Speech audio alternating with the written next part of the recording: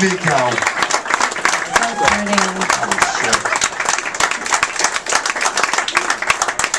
I have a weird relationship. He was talking about his dad. I have a weird relationship with my mom. Every year, me and my sister call her jewelry for when she dies. So last Christmas we weren't talking, and my sister goes, "Now when Mom dies, I'm gonna get this beautiful diamond necklace, and you're gonna get nothing." I was like, "That's where you're wrong, because when Mom dies, I'm gonna get exactly what I want." You can't place a price on happiness. What is that laugh? My mom's dead, so I was thinking about it. It's great. It's a lot of fun. Isn't it so great? You don't have to get them any gifts anymore. Yeah. No, it's pretty cool, having dead parents. My dad was murdered, actually, when I was a child. Little known fact, guys. My dad was stabbed to death when I was 4 years old, which is the #1 cause of death in Puerto Rico. I don't know if you guys know that. I'm not joking. It's the #1 cause of death, being stabbed to death. If you look it up, I swear to God, look it up on the internet. #2, falling out of a banana tree. Jet ski collisions, stingray murder, suicides. It's a dangerous island, guys, okay? Don't go. My dad was stabbed to death when I was 4 years old, okay? And I have 2 other friends, my friend Victor Garcia and Joe Santiago, and both of their fathers were also stabbed to death. So we got this bond. We're 3 Hispanic kids. All 3 of our fathers were stabbed to death. Now, here's what's funny. Thank God. Kick the table. All 3 of us have been accused of acting like we're white our entire lives. And I was thinking about this. I don't think we're acting like we're white. I think that we're like evolving to not get fucking stabbed. You know what I'm talking about? It's science, guys. I'm like a fish growing legs. I'm getting out of a lake. I'm like, I'm not going back in there. There's Puerto Ricans in there. My dad's also dead. What? Yes. I knew that. She knew that. But after my dad died, my sister got a tattoo of his face on her tit. Yeah, and she came home and she was like, "What are you gonna do for Dad?" And I was like, "Nothing, you win. Dad loves you more." I was like, "Why would you get a tattoo of Dad's face on your tit?" And she's like, "Well, when I get married, it'll be like Dad's walking me down the aisle." I know, I was like, it's so optimistic to assume somebody's still going to marry you.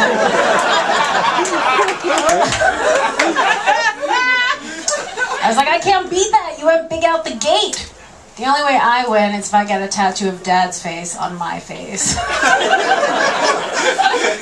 And I was adopted.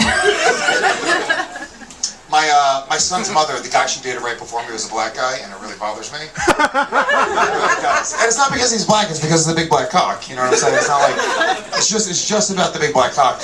And let me say this. It's not that I don't have a big dick. I don't have a small dick. Okay. But I remember. Do you remember that, guys? Do you remember that? Like the first time you saw porn? I remember in the 5th grade I saw porn. I was like, holy shit! It's gonna grow into that. Yeah. All right. And I remember, the 6th grade, the 7th grade, 8th grade. It wasn't until the 11th grade until I realized I'm not going to ever have a big dick. I was like, I need to develop a personality right now. God, and you didn't even do that.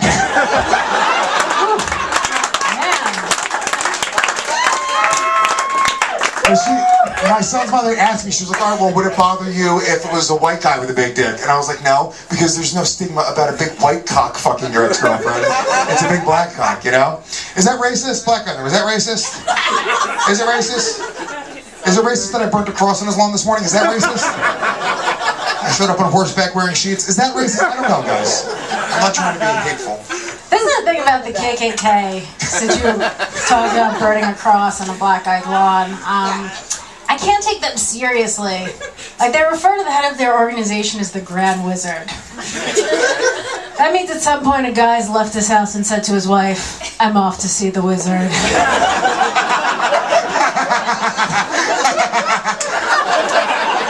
She fucking left, guys. Not gonna laugh.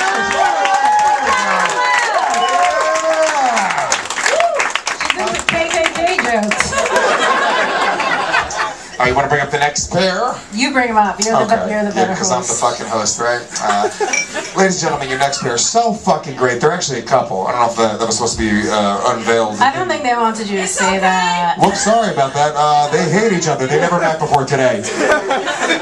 You might recognize them from their Emily's appearance on Orange is the New Black, or Pete's appearance in his own half-hour special on Comedy Central. Clap it up, last for Emily Tarver and Pete Lee.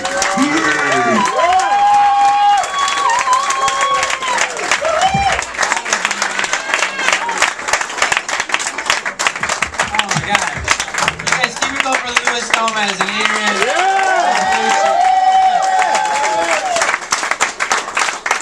I gotta say, like, between the two of us, like, all our parents are alive. Like, all 4 of them.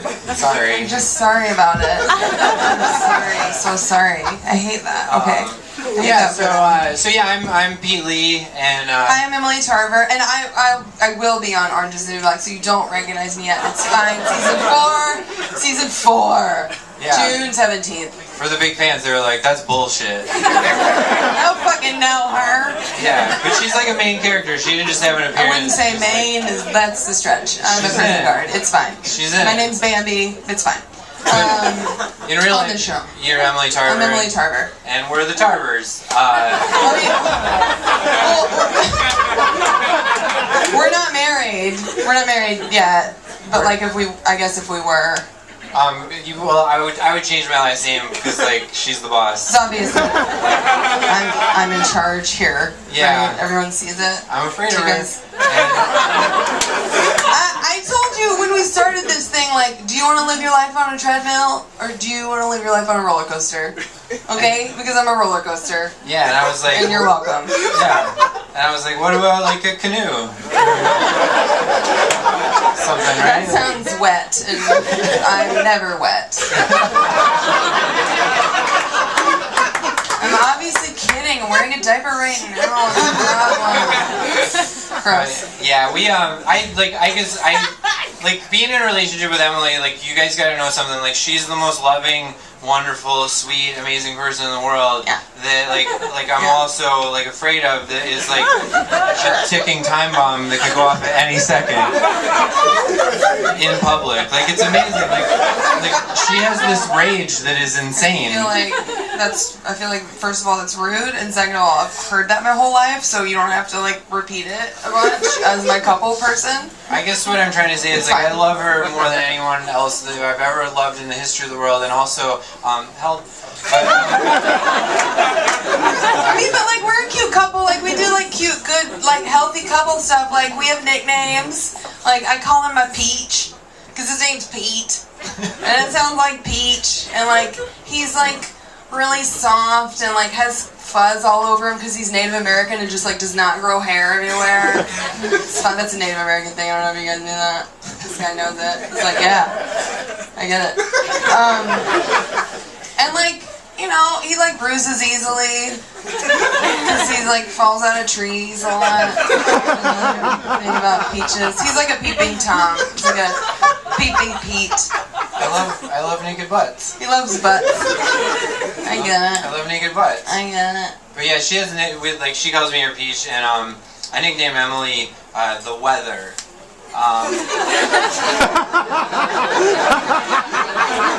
Right, because like, just like the weather, the majority of the time I'm like, how great is this weather? This weather makes me feel so good, right? But then other times I'm like, oh, you guys, the weather. People are gonna die. Yeah, I'm scared and I'm getting in my bathtub. Yeah, try to bring your pillow, because it's going to be an F5 featuring Bill Paxton and Helen Hunt and the late great Philip Seymour Hoffman. That's a Twister reference because that's my favorite film. It's a good film. It's a good film. She loves it. Thank you, the suck zone. Like, just me and this guy. Whatever. I don't like that you had chemistry with that guy. I like hated that. I was like, yeah, you guys have something in common. All right. No, that's all right. Don't hurt me. But yeah, all right. Here's a natural segue. Speaking of tornadoes, Emily's from Texas. Yeah, wow, Friday Night Lights. Yeah. Yeah. Sports. Can't lose. They can't lose. Can't lose. I watch a lot of movies and shows. Emily's like, it's weird because like we're from like the direct opposite ends of like North and South of the United States. I'm from Wisconsin, that's why like my accent sounds like, yeah, thank you, yeah, woo. Just very polite. One other very person loves Wisconsin. Very polite about it. The rest of the crowd was like, why did she woo? But yeah, Emily's like hardcore Texas. Like she even like she's so top that she actually has a tattoo on her back that says Texas. Yeah. That's something that I can't change. Yeah, I guess if you like, okay, so let's like a heart, and then there's a banner across that says Texas, and then there's like 2 6-shooters like pointing out the sides, and then there's like roses cascading down my back. So I guess if you think about it, I technically have Guns N' Roses on my back forever. It's on my back forever. I don't have It's any just there. tattoos. You don't? Yeah, you and I like we get. You don't? I don't. No, I Well, I don't. could talk like that too. Go on. Everything has an extra syllable. I don't know. Go ahead. Talk about your tattoos I that you feel might like we're this feels homey. I like that. Feels like we're at home That's fighting great. without an audience. I don't have any tattoos. But like I've been now that Emily and I are together and like I see her tattoos all the time. Like I think about like what would I get? I think I would get like knuckle tattoos that say like "Geez Louise." Yeah, that sounds about right. Because then I'd be like, which one you want to get punched with first, fella? Jeez or Louise? You're tough. You're tougher than you think you look. Like you could be in a band. I could be You look like a band guy. Yeah, like I look like I could be the tambourine player in a Christian rock band. Yeah. Like that's the only way I would have a tattoo because I would be like the bad boy in the Christian rock band. You know, like I would get a tattoo on my chest that has like a tambourine that's on fire. The flames spell out the word abstinence. Like, I draw home for Jesus. Wow. We're different. Yeah. We're different people. Yeah, I guess, you're right. Like, I'm from Texas, I'm tough, or at least I remember when I first moved here 12 years ago, I was like, I gotta be tough, I gotta let these people know that I'm tough, because, like, everyone here rapes everyone else, and steals your purse while you're getting raped. Like, that's just what I thought was gonna happen to me, and I remember walking down the street, and I was like, okay, be tough, like, puff your chest out, and hold your head up, and, like, I had this, like, inner monologue of, like, I fucking bet that guy wants to rape me, I dare you to rape me, I fucking dare you to rape me, I wish I had, like, a whistle that could, like, signify people that I'm ready to get raped. Rape whistle. And then, like, and this is my brain, I'm sorry. And then I always thought, like, if I did get raped, I would want to yell out, like, oh, I have AIDS, and you have it now, and you have it. And you have it too. But I would be, like, nervous and flustered because I was getting raped, and I'd be like, I have cancer, and that's not contagious. Finish on my stomach. It's fine, just finish. Just go ahead. It's fine. A cancer treatment makes it looser down there. That was very generous of you with the rapist. I might be tough, but I am from the South. Yeah. And we're real sweet down there, y'all. I feel like if I was like being raped, I'd yell out, like I would definitely yell, I'd be like, sorry, you know, like I'd be like, I'm so sorry you had to rape me, you know, like sorry I didn't just let you do it, you know, and like, no, you're a rapist, you know, like, I'm so sorry, you know, like, so bad. I'm not into it. Yeah. I say I'm sorry way too much. Like me walking like through a crowded room like this sounds like a techno remix. I'm like sorry. Bring the action. Sorry. The other day Emily and I were walking on the street and she was like, Hey, dude, you gotta stop saying you're sorry to everyone. You sound like an idiot. yeah. That's what I said. Yeah, and so I was like, sorry. And then like 2 blocks later, this giant like tough mudder like muscle dork, he like shoulder checks me super hard, and she was like, If you do not say you're sorry. If you say you're sorry, it's over. yeah. And so I said to the dude, I was like, lo siento.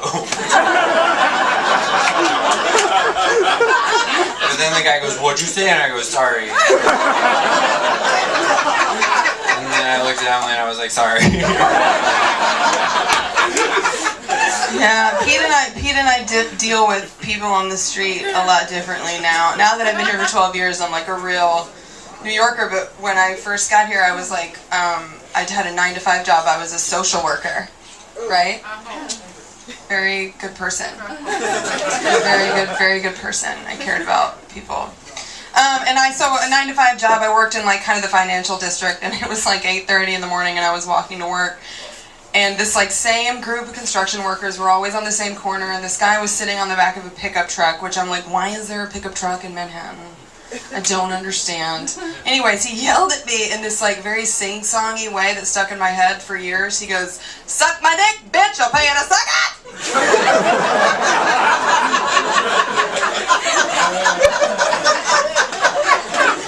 And I didn't have like the rage that I have now, like right on the surface, and I just looked at him and I was like, this is back when people had watches, and I was like, it's 8:30 in the morning. Like, where the whole dick sucking, paying for it thing happens like in the evening. At the soonest. And like, I get off at 6, so like yelling at me then, but it's too early. It's too early. And that man was Pete. And we are together now. No, I'm kidding. Obviously he was black. In a nice way, I meant it. He's black in a nice way. Yeah. Like really dark black. Alright. Yeah. Yeah, I'm bad with like street confrontation. When I first moved here, I got mugged by a homeless crackhead with a knife. And like he's holding this knife, like shaking. And my first thought was like, homeless guy, you're homeless, you don't need the knife. You can just like lick your hand and be like, give me all your money. Like, don't hurt me, don't hurt my family, right? Because like a homeless guy could like get the Ebola virus, and they're so disgusting. They could get the Ebola virus in their body, and Ebola would be like, ew, this is so gross in here.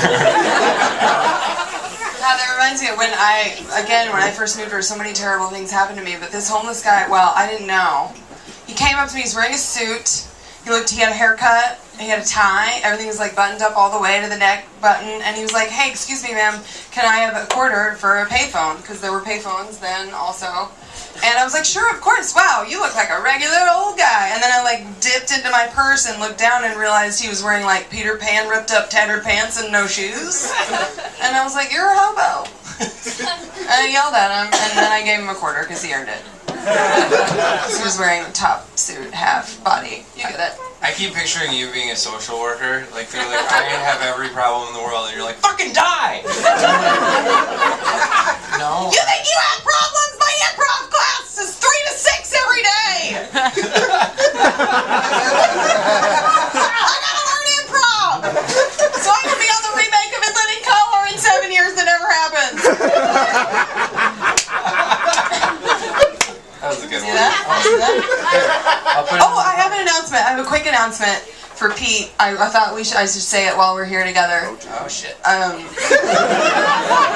something I know you've been thinking about, and I just want to let you know that I'm not pregnant.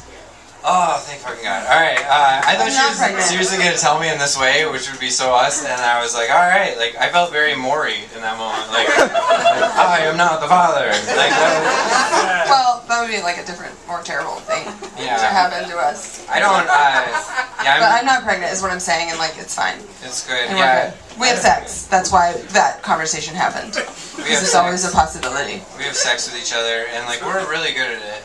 I feel like I'm good at it. She's really good at it, and I just like follow along. And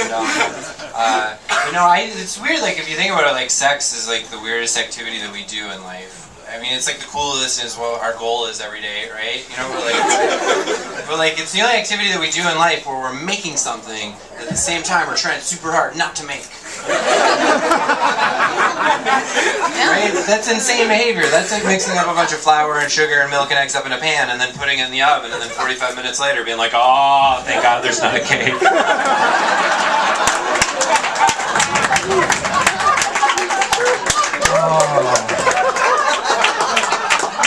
I don't know what we would have done if there was a cake in there. That cake would have ruined everything. Need some Plan B frosting for that cake. If there was a cake in there, I'd be like, that's not my cake. I'd be like, I'm a vanilla cake. I'm a vanilla cake, and that's an African American cake. Alright, you guys, I'm Pete Lee. This is